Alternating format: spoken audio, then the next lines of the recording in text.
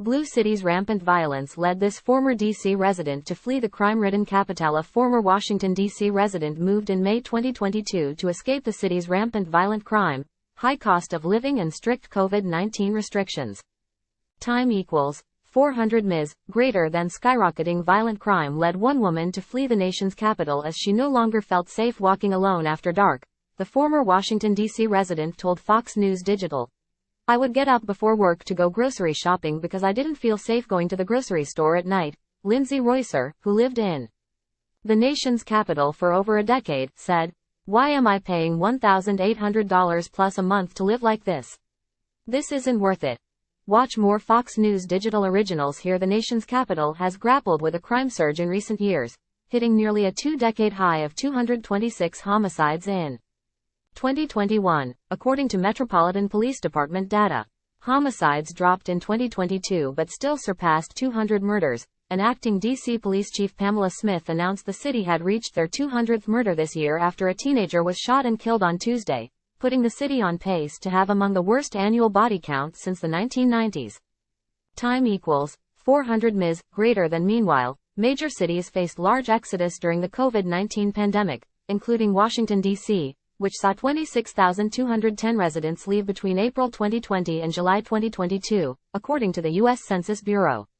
Some have credited the mass city exodus to companies going remote, but Reusser made her decision after being fed up with the skyrocketing crime, high cost of living and strict COVID-19 restrictions. She packed her bags and moved from D.C. to Charlotte, North Carolina, in May 2022.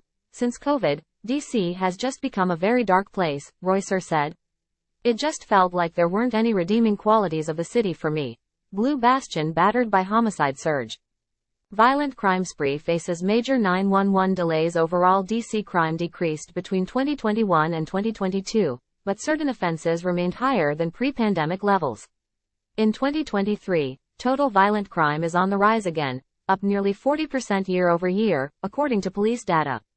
Property crime is also surging, with motor vehicle thefts increasing 106% and robberies up 65%. I think it's the lenient laws, Reusser said. These criminals are arrested and then put on the streets. There are no repercussions. They are not fearful of the law. Amid the crime surge, federal prosecutors in the nation's capital declined to prosecute 67% of people arrested last fiscal year in cases that typically would have been tried in the D.C. Superior Court, the Washington Post reported in March. That number nearly doubled since 2015, but new data is expected soon as fiscal year 2023 comes to a close. We have substantially increased the number of individuals we have charged in federal court because we believe they are driving gun violence or trafficking in firearms, a spokesperson for the D.C. U.S. Attorney's Office told Fox News Digital on Wednesday. In Superior Court, at the time of arrest, we charge roughly 90% of our most serious violent felonies and routinely continue to investigate the limited number of arrests we cannot immediately charge at the time of arrest. But Reusser wished the city tackled crime more aggressively. Working on Capitol Hill made me open to bipartisan politics.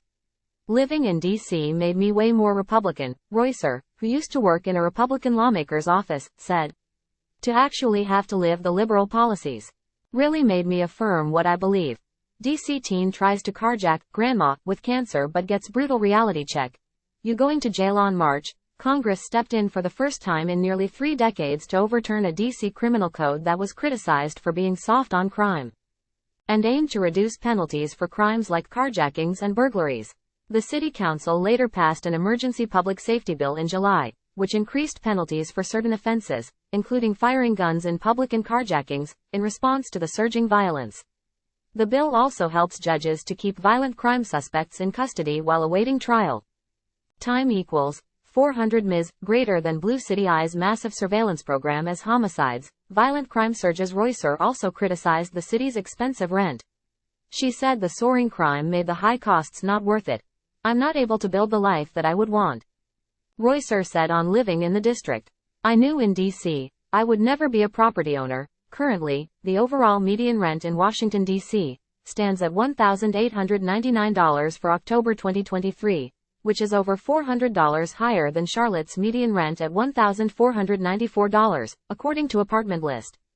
The median rent cost in D.C. is nearly 40% higher than the national average. It honestly felt really depressing, she said. I felt like I was becoming my worst self because I found something to complain about every single day. Moving was the ultimate decision. Click here to get the Fox News app. Time equals 400 Ms. Greater than Reusser told Fox News Digital she's been way happier since she left the nation's capital for the Queen City. She said she feels much safer and can get more bang for her buck in her North Carolina apartment. As I enter into my 30s, I want something more, Reusser said. I want land. I want something more stable, more safe. D.C. just wasn't cutting it.